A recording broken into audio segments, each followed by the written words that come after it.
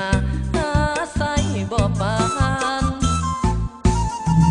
ยามแสงทองสาดส่องลงมาเรียบสายทาลาแนมเห็นหมู่ป่าร่องลอยประสานดินแดนแห่งนี้มีมาตั้งแต่ดนนานเดี๋ยวนี้ได้พัฒนาการสถานท่องเที่ยว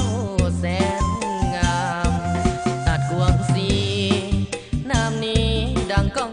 ลือไกลมวนสนอยู่แห่งหนใด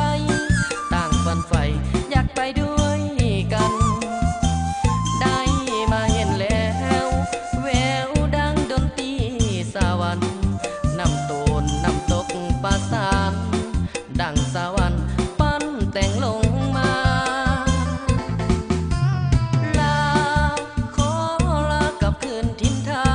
นหวังอีกบ่นานจะเต่าย้อนหวนคืนกลับมาสัญญาว่าไว้อะไรอย่าเมื่อจากลาตาดกวงสีสวยงามแท้นะบ่เลือนลืมลาจะหวนมาครั้งใหม่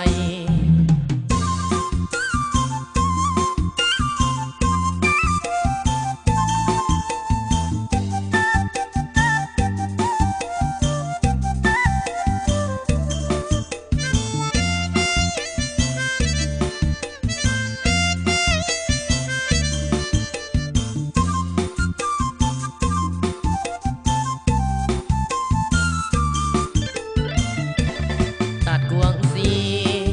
น้ำนี้ดังก้องลือไกลหวนสนอยู่แห่งหนใดต่างฝันใฝ่อยากไปด้วย